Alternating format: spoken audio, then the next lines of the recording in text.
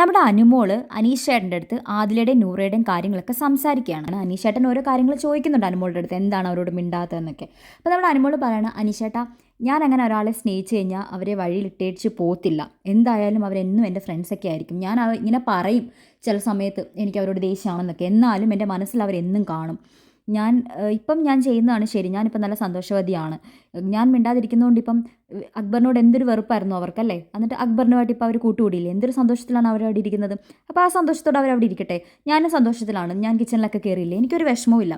പിന്നെ എനിക്ക് പറഞ്ഞ കാര്യങ്ങൾ എനിക്ക് ഇച്ചിരി മറക്കാൻ എനിക്കിച്ചിരി പാടാണ്, എനിക്കതങ്ങനെ പെട്ടെന്ന് എൻ്റെ മനസ്സിൽ നിന്ന് പോകത്തില്ല. പിന്നെ ഞാൻ ഗെയിമിൽ മറ്റേ ടാസ്കിന് പോയ സമയത്ത് മണി എടുക്കാൻ വേണ്ടി പുറത്ത് പോയ സമയത്ത് ഞാൻ എല്ലാവരെയും ഹഗ് ചെയ്തായിരുന്നു. അപ്പോൾ നൂറ് എന്നെ ഹഗ് ചെയ്തു, അത് വളരെ ആത്മാർത്ഥമായിട്ട് അവൾ എന്നെ ഹഗ് ചെയ്തതാണെന്ന് എനിക്കത് മനസ്സിലായി. അതേപോലെ അതിലേയും ഞാൻ സപ്പോർട്ട് ചെയ്തു, കാരണം അതിലെ നല്ല രീതിയിൽ വരണം, അവൾക്ക് പൈസ കിട്ടണം എന്നൊക്കെ ഞാൻ നല്ലപോലെ ആഗ്രഹിച്ചിട്ടുണ്ട്. അപ്പം അതിന് വേണ്ടിയിട്ടൊക്കെയാണ് ഞാൻ അവരോട് അന്നേരം മിണ്ടിയത് എന്ന് അനീഷേട്ടനോട് അനുമോള് പറയണം. അപ്പോൾ ആ അനീഷേട്ടൻ ചോദിക്കുന്നത്, അപ്പോൾ പിന്നെ അതേപോലെ ഇപ്പോഴും മിണ്ടിക്കൂടെ. അപ്പം അനുമോള് പറയണം, അന്നേരം എൻ്റെ മനസ്സിൽ ഞാനെങ്ങാനും പുറത്തായാലോ, ഞാൻ തിരിച്ച് വന്നില്ലെങ്കിലോ, അപ്പോൾ എനിക്ക് ആരോടും മിണ്ടാൻ പറ്റില്ലല്ലോ. അപ്പോൾ ഇതാകുമ്പോൾ എനിക്ക് സമയമുണ്ട്, വേണമെങ്കിൽ ഇനി എനിക്ക് മിണ്ടാനുള്ള അവസരം ഉണ്ടെന്നൊക്കെ പറയുന്നു. അതേപോലെ അനുമോൾ കിച്ചണിൽ കയറാനുണ്ടായ സാഹചര്യത്തെക്കുറിച്ചാണ് അനുമോൾ പറയുന്നത്. ഞാൻ കിച്ചണിൽ കയറാതിരുന്നത് നെവിൻ കറക്റ്റായിട്ട് അവിടെ ചെയ്യുന്നില്ല എന്ന് തോന്നിയത് കൊണ്ടാണ്. അവനൊന്നും വേഗം ചെയ്യില്ല, അവനിങ്ങനെ ആടി ഉലഞ്ഞ് നടക്കുകയാണ്. ഇപ്പം ഞാൻ കയറിയ സമയത്ത് തന്നെ അവൻ സിഗരറ്റ് വലിക്കാനൊക്കെ പോയി എന്നൊക്കെ പറയുന്നുള്ളൂ. അവൻ സ്പീഡിൽ ചെയ്യില്ല, അവിടെയുള്ള ആൾക്കാർ ആരും ചെയ്യുന്നില്ല. അത് കണ്ടപ്പോൾ ഫുഡ് ലേറ്റ് ആവും, എനിക്കും വിശക്കുന്നുണ്ടായിരുന്നു, അതുകൊണ്ടാണ് ഞാൻ കയറി ചെയ്തതെന്ന് പറയുമ്പോൾ അനീഷേട്ടൻ അനുമോളെ പറഞ്ഞ് മനസ്സിലാക്കുകയാണ്, നെവിൻ ഒത്തിരി എഫോർട്ട് ഇടുന്നില്ലേ, പലർക്കും ഇവിടെ അറിയത്തില്ലല്ലോ.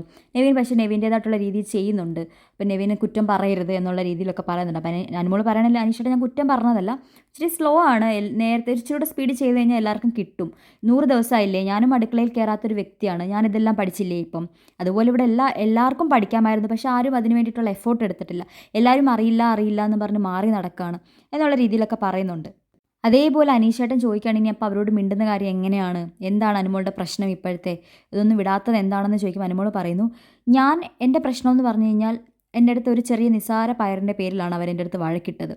ആ വഴക്കിട്ടു, അതെൻ്റെ ഫ്രണ്ടാണെന്ന് പോലും നോക്കാതെ മറ്റുള്ളവരുടെ മുൻപിൽ എന്നെ ഇട്ട് കൊടുത്തു. അതിന് ശേഷമുള്ള കാര്യങ്ങളാണ് ഞാൻ നോക്കിയത്, അന്നേരം പഴക്കിട്ടതോ പിണങ്ങിയതോ അല്ല. അതിന് ശേഷം ഇവർ എന്തു പറയുന്നു എന്നെ, കാരണം ഇവർക്കറിയാം പി ആറിൻ്റെ പേരിൽ ഞാൻ എന്തോരം കേട്ടിട്ടുണ്ടെന്ന്. അപ്പം ആ വിഷമങ്ങൾ ഞാൻ ഇവരോട് ഷെയർ ചെയ്തപ്പം അവർ തന്നെ ആ ഒരു പേരും പറഞ്ഞിട്ട് എന്നെ വിഷമിപ്പിക്കുകയാണ്, വീണ്ടും കൊത്തി നോവിക്കാൻ ശ്രമിക്കുകയാണ്. അപ്പോൾ അത് കേൾക്കുമ്പോൾ എനിക്കുണ്ടാവുന്ന വിഷമം എത്രത്തോളമായിരിക്കും അനീഷേട്ടനെന്ന് ആലോചിച്ച് നോക്കും. അപ്പോൾ അതിൻ്റെ വിഷമത്തിലാണ് ഞാൻ തിരിച്ച് നൂറേയും പറഞ്ഞത്. അത്രയൊക്കെ ഉള്ളൂ, അത് കുറച്ച് ദിവസം എടുക്കും.